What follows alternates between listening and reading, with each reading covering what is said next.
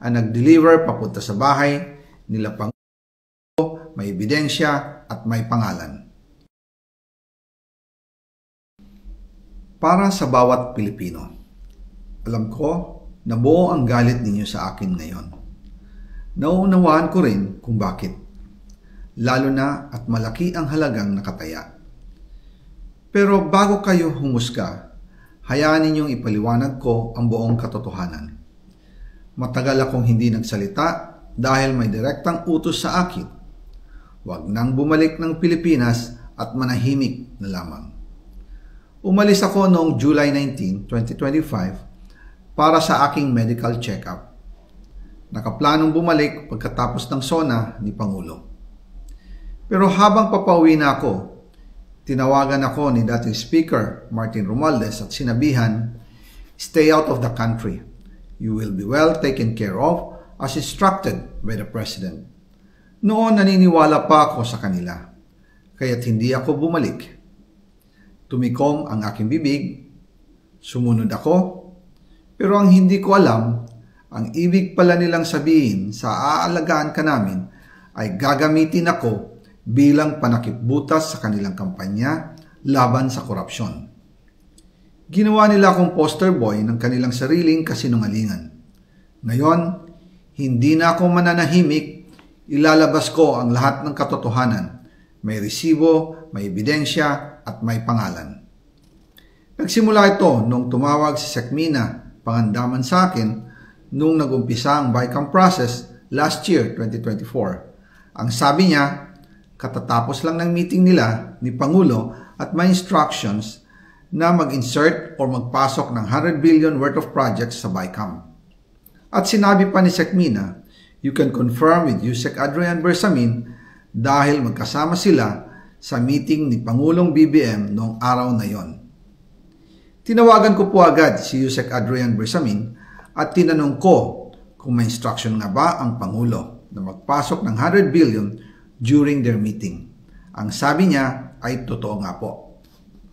Right after our conversation, tinawagan ko po si dating Speaker Martin Romualdez at nireport ko ang instructions ng Presidente to insert the 100 billion projects. At sinabi niya sa akin, what the President wants, he gets.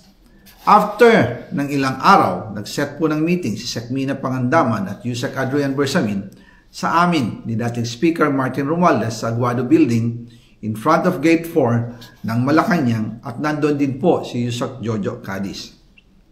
During the meeting, binigay po ni Yusek Adrian Bersamin ang listahan na worth 100 billion.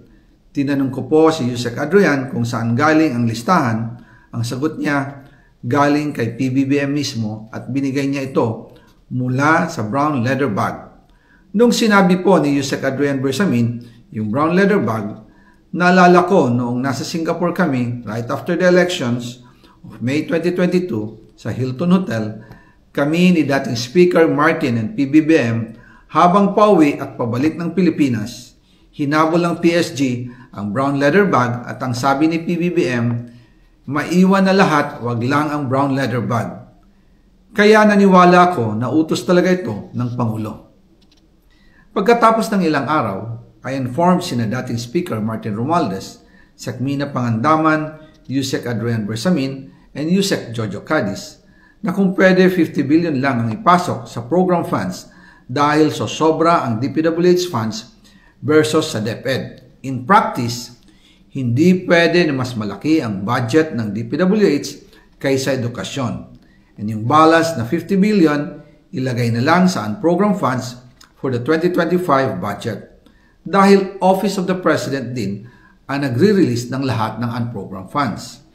Pagkatapos ng isang araw, tinawagan ako ni Sekmina at sinabi ang mensahe ng Pangulo, ipasok ninyo yan dahil pinangako na sa akin ni Speaker Martin yan at hindi na pwedeng baguhin.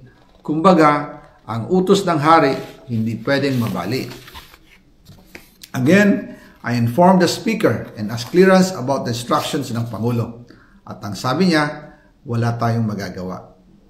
Kaya po nagtataka ako kung bakit sinasabi ni Pangulo na hindi niya makilala ang budget, Samantalang lahat na binawas at dinagdag sa mga ahensya ng gobyerno ay humihingi ng approval sa kanya si Sekmina Pangandaman.